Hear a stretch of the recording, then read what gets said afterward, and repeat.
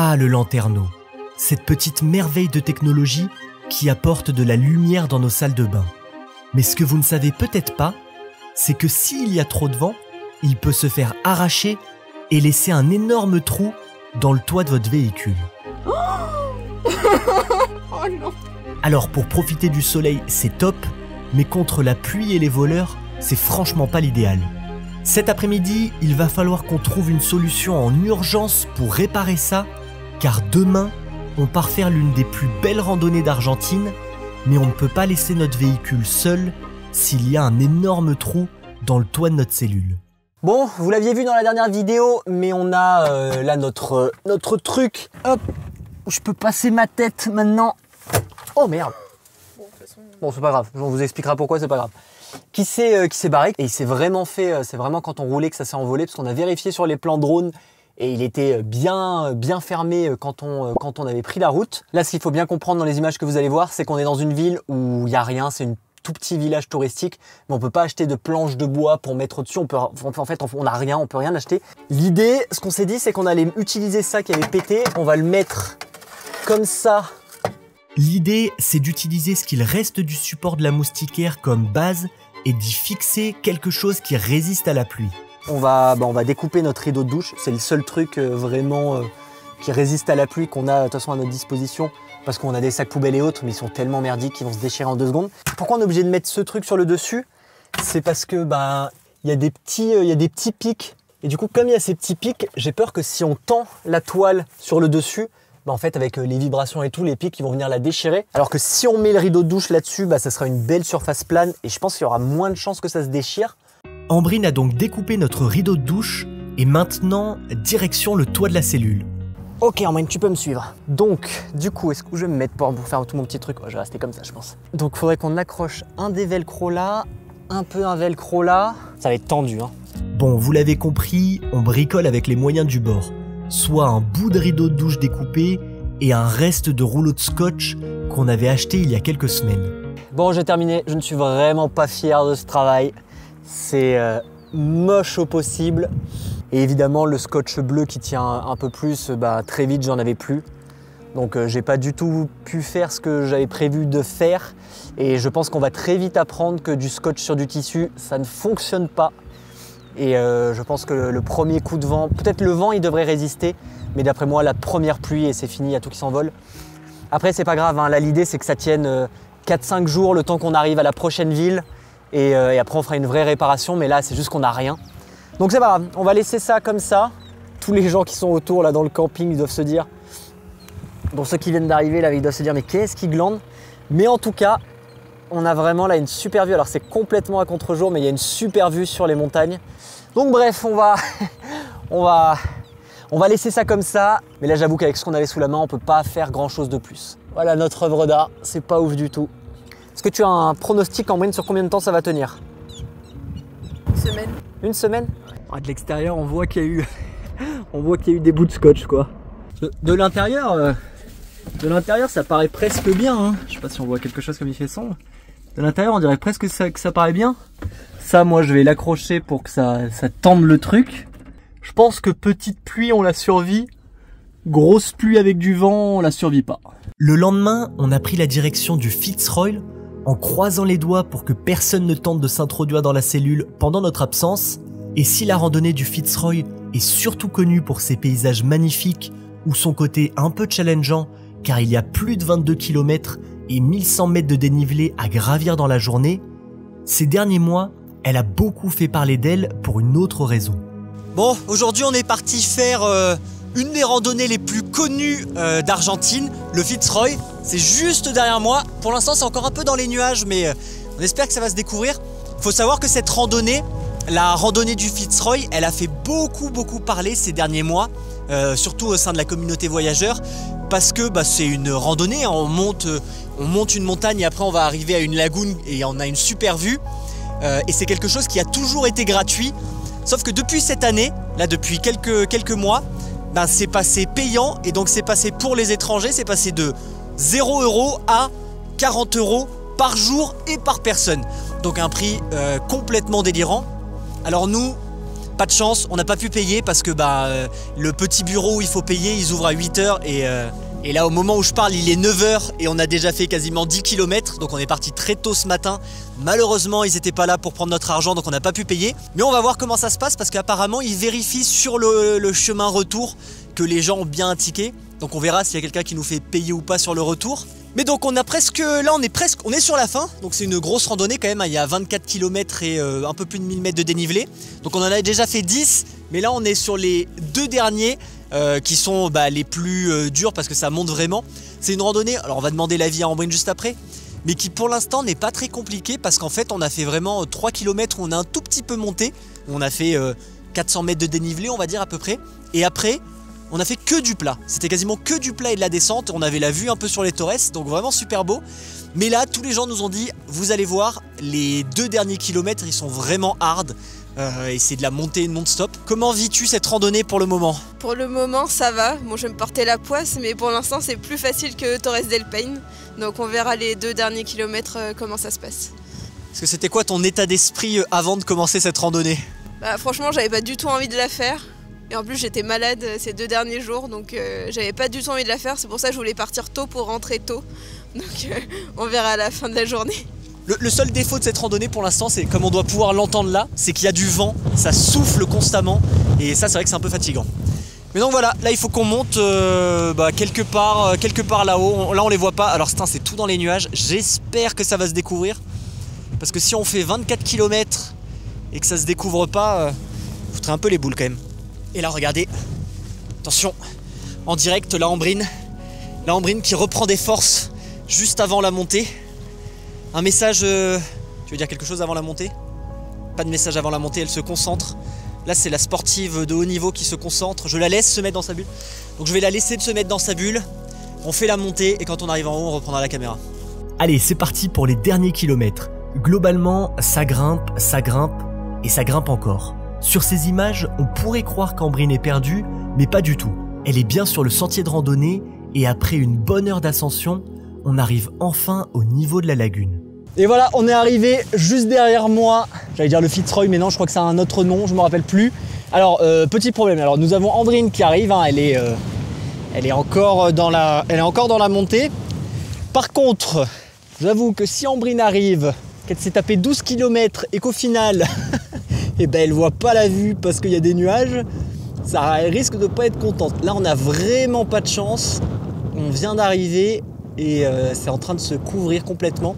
Sachant qu'en plus, on a fait quand même exprès d'attendre pour faire cette randonnée le jour où normalement il y avait la plus belle météo. Et là, vraiment pas de chance, il y a des nuages. Ah ouais, ils sont vraiment tous en train d'arriver là. Là, il y a des gros nuages ici qui arrivent. Ça, c'est, j'ai envie de dire les Torres. Mais non, c'est pas les Torres, je mince. On va dire le Fitzroy, il est là. Les montagnes qui sont super connues, elles sont là. Mais du coup, c'est tout dans les nuages. Et après, là, on a le lac. Donc c'est déjà très beau comme ça en réalité, hein. Et normalement, je crois qu'il y a une autre lagune. Je ne sais pas si c'est là-bas. On nous a dit, attention, la première lagune, là, celle qu'on voit ici, c'est pas la plus belle. Il faut aller voir l'autre lagune. Et je pense, j'ai envie de dire qu'elle doit être là, l'autre lagune. J'ai l'impression qu'il y a un petit chemin de randonnée, on va aller voir. Donc j'attends qu'Ambrine arrive et ensuite on va essayer de voir l'autre lagune. Et après on va... Ah, elle est là! Là, Ambrine est là. Ambrine est en train d'arriver. Ambrine dans ses derniers retranchements. Ambrine qui arrive vraiment pile poil où tout était en train de se faire couvrir dans les nuages. Je vais tenter une interview de Ambrine, mais je ne suis pas sûr du résultat. Bon, je vais quand même laisser 5 minutes à Ambrine pour reprendre son souffle, mais franchement, même si on ne voit pas toutes les montagnes à cause des nuages, la vue est juste magnifique. Alors c'est bon, on est arrivé. Et franchement, j'ai trouvé que la rando était quand même plus facile. Je suis moins au bout de ma vie qu'à Torres del Paine. Bon, par contre, pas de chance, les Torres sont pas découvertes. Enfin non, c'est pas des Torres, je sais pas ce que c'est. Et oui, ce sera la dernière grosse randonnée de ce voyage. Et pour un petit bout de temps, je pense. Bon, et maintenant on s'était acheté, mais je crois qu'on l'avait montré dans les dernières vidéos, on avait acheté du bon fromage et des bons produits. Donc là on s'est fait un petit sandwich, hier on s'est préparé les petits sandwichs, on va le manger ici. Alors par contre, ouais, cette randonnée était plus simple que les Torres. Par contre je trouve qu'il fait froid là. Moi j'ai froid là, genre je sens que le sandwich, les Torres on est resté On est resté 1h30 allongé au soleil sur un rocher. Là moi je sens que je mange le sandwich, on va voir l'autre truc et après on redescend. Donc c'est plus simple, mais là il caille quand même, je trouve. Après avoir dégusté nos sandwichs, on est descendu chercher le chemin qui mène au point de vue de la deuxième lagune. Derrière moi il y a la lagune, je vais laisser, moi je l'ai vu déjà, je vais laisser Ambrine commenter en direct. Attends. Ah ouais, elle est jolie la couleur. Ça rappelle le Pérou, la cordillère blanche. Purée, la couleur, c'est la première fois qu'on en voit un de cette couleur. Et alors, à ce qu'on nous a dit, normalement, c'est cette lagune qui est plus belle que la principale. Moi, je trouve que les deux sont très jolies. Franchement, il n'y a rien à dire, c'est super beau. Est-ce que ça vaut 40 €? Ça, je ne sais pas. Mais en tout cas, c'est un parc à ne surtout pas rater si vous venez en Patagonie. On a ensuite entamé la descente et évidemment, une fois arrivé en bas, les nuages ont commencé à se dissiper et on a pu observer toutes les montagnes. Mais notre plus gros souci du moment, c'est qu'on n'a plus d'eau. On a terminé la descente de l'enfer. Là, il nous reste combien? On est à 13 km. Il nous reste un peu moins de 10 km avant de retrouver le van et on n'a plus d'eau. Donc ce qu'on avait fait, c'est qu'on avait pris notre petite gourde qui a un filtre. Et ce que je vais faire, c'est qu'on va utiliser cette gourde avec le filtre. Comme ça, ça nous a évité de ramener d'autres bouteilles d'eau. On va essayer d'aller à un endroit où il y a bien du courant. Elle est bien fraîche, hein. Donc comme ça, on a... Oh là, il y a du vent. On va faire le transfert de suite. Hop. C'est la première fois qu'on l'utilise, je crois. C'est la première fois qu'on l'utilise du voyage. Ah. Ah. Ah. Non, ça marche pas. Oh là là. Ah ouais, faut vraiment... Punaise, ça va être chiant. Ah ouais, punaise. Bon bah du coup j'en ai pour 20 minutes pour faire nos 2 bouteilles. Parce que ouais, faire 24 km si on devait se ramener 1,5 litre d'eau, ce serait trop. Donc je sais pas si tu vois à quel débit ça va, mais non, ça va. Oh, c'est long quand même. Je peux te dire qu'Ambrine, chacun fait sa bouteille. Hein. Bon, vas-y, tu peux couper Ambrine. Je pensais que ce plan il allait se faire rapidement, mais putain, ça prend une plombe. On va dire que c'est parce que ça filtre bien, mais ouais, c'est super long. Alors, comme je suis galant, j'ai rempli la gourde d'Ambrine. On a jeté un dernier coup d'œil au Fitzroy, maintenant complètement dégagé, avant de retourner au van pour aller se reposer. Et pour ceux qui se demandent si on a dû payer les 45 000 à la sortie, alors non, mais c'est de notre faute, on est bête, on a été bête. Il y a un moment dans le chemin, il fallait soit rester sur le chemin, soit on avait vu un petit chemin qui allait à droite d'herbe, et on s'est dit, c'était juste avant d'arriver, on s'est dit, oh, il est mignon ce petit chemin un peu dans l'herbe. Du coup on y allait, on n'était pas les seuls, hein, on y allait, et pas de chance, en fait ce chemin d'herbe, il nous a fait esquiver le petit point de contrôle des guarda-parcs. Donc ça fait que malheureusement, on n'a pas dû payer nos 80 € pour pouvoir faire une randonnée dans la montagne. Grosse déception, mais bon, ça c'est la vie. Deuxième chose que peut-être vous vous demandez, c'est si notre réparation a tenu. Alors techniquement, à mon grand étonnement, malgré le vent qu'il y a eu aujourd'hui, ça a tenu. C'est toujours accroché. Donc tant mieux. Demain on va prendre la route pour essayer de rejoindre une un peu plus grande ville, voir si on peut pas acheter d'autres choses pour réparer, enfin pas pour réparer, mais au moins pour que ça tienne un petit peu mieux. Mais bon, on verra ça demain. Pour l'instant, nous c'est préparation des pâtes. Parce que là je peux vous dire qu'on a faim.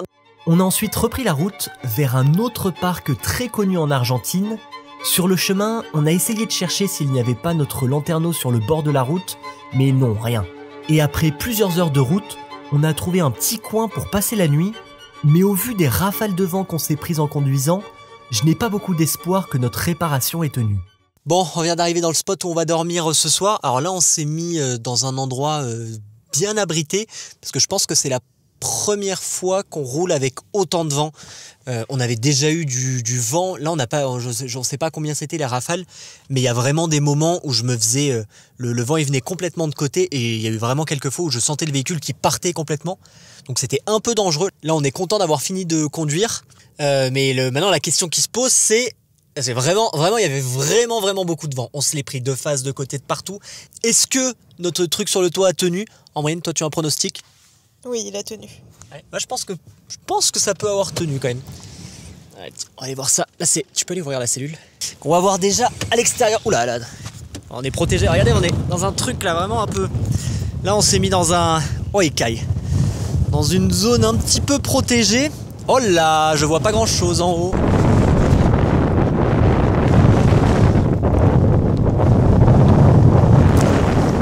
Alors j'entends du bruit.